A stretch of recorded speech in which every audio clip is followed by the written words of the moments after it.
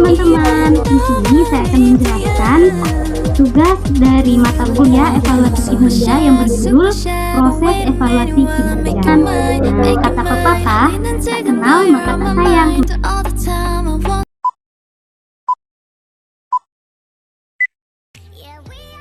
Manajemen kinerja. Manajemen kinerja merupakan proses yang bertujuan meningkatkan kinerja individu pegawai, kinerja tim kerja, dan kemudian meningkatkan kinerja organisasi. Proses manajemen kinerja dilakukan bersama antara manajer dan pegawai. D. Perencanaan kinerja. Perencanaan kinerja merupakan bagian awal manajemen kinerja karyawan sepanjang tahun.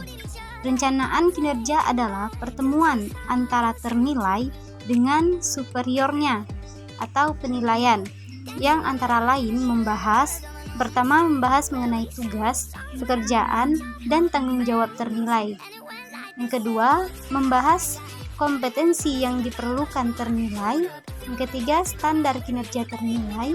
Keempat, menentukan cara pegawai akan mencapainya kinerjanya. Yang kelima, proses pengukuran kinerja dan instrumen yang digunakan, serta waktu pelaksanaan penilaian dan ternilai terus memahami teknik pengukuran kinerja ternilai.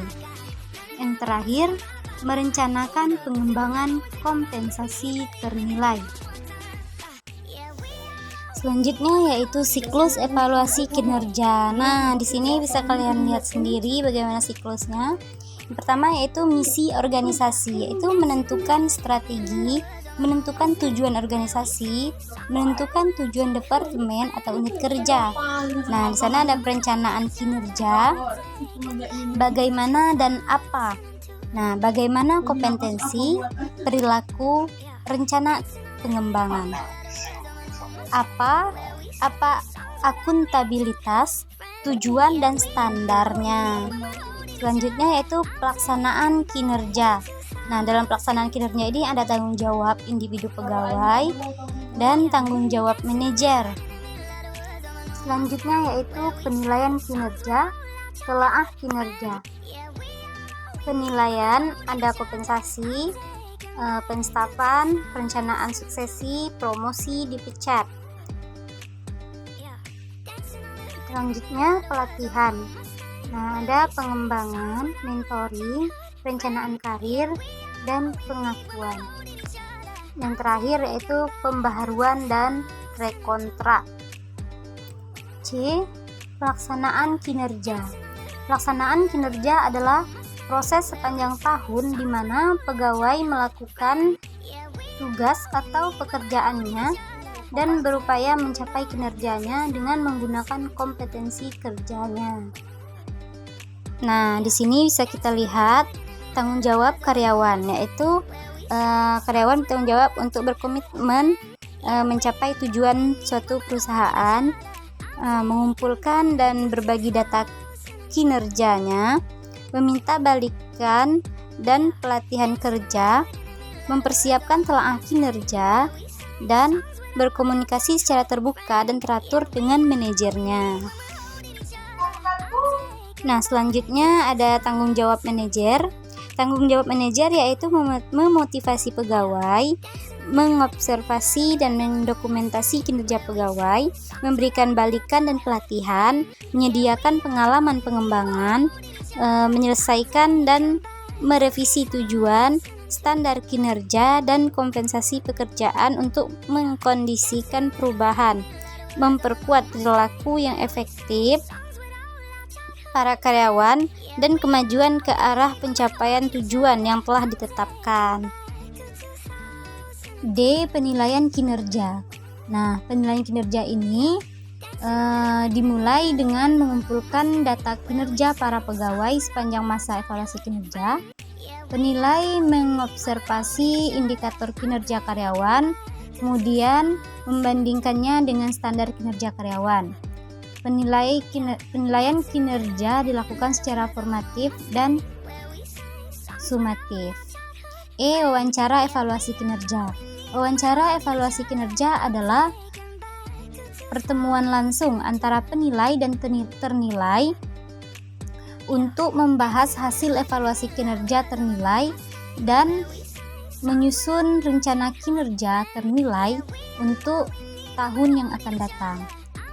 Tujuan wawancara evaluasi kinerja, yang mana tujuannya yang pertama memberikan balikan dan penjelasan atas nilai kinerja ternilai. Yang kedua, memberikan kesempatan kepada ternilai untuk menjelaskan kinerjanya. Yang ketiga, mengubah kinerja, perilaku kerja, dan sifat pribadi yang ada hubungannya dengan pekerjaan ternilai yang tidak memenuhi persyaratan standar kinerjanya. 4. Memberikan reward terhadap kinerja yang baik. Selanjutnya yaitu manfaat wawancara evaluasi kinerja. Manfaatnya yang pertama, dapat mengembangkan kinerja. Penilai dan ternilailah yang mengetahui problem di tempat kerja dan merekalah yang harus menyelesaikannya. Yang kedua, mendorong pertumbuhan dan perkembangan yang sedang terjadi dalam diri karyawan. Yang ketiga, menyediakan informasi untuk perencanaan dan pengembangan karir karyawan. Yang keempat, menyelesaikan perbedaan konflik mengenai kinerja antara penilai dan ternilai. Yang kedua, keterampilan penilai. Nah, penilai memerlukan keterampilan khusus agar dapat melakukan wawancara dan evaluasi kinerja dengan baik. Keterampilan tersebut antara lain yang pertama memahami sistem evaluasi kinerja, yang kedua kepemimpinan, ketiga keterampilan wawancara. Nah, keterampilan wawancara ini yaitu keterampilan mendengarkan, keterampilan berkomunikasi, kecerdasan emosional, kecerdasan sosial, keterampilan negosiasi. Nah, penilai memerlukan pernyataan berikut agar dapat menciptakan situasi negosiasi win-win solution. A. Perasaan persamaan. B. Menghindari penyakit hati orang lain. Yang ketiga yaitu proses wawancara kinerja. Nah, di sini bisa dilihat sendiri. Sesuaikan dengan panah-panahnya, yaitu yang pertama dimulai persiapan sampai selesai. Nah, di sini adalah proses wawancara kinerja. Lanjutan proses wawancara kinerja.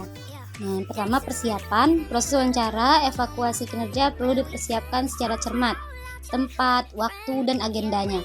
Persiapan ini diperlukan karena evaluasi kinerja dapat menjadi sumber konflik antara penilai dan ternilai. Yang kedua, menyampaikan hasil evaluasi kerja.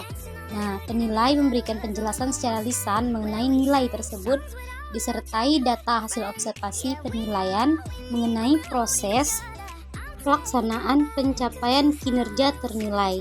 Yang ketiga, sikap ternilai. Nah, setelah menerima nilainya, penilai dapat menerima atau menolak nilai tersebut.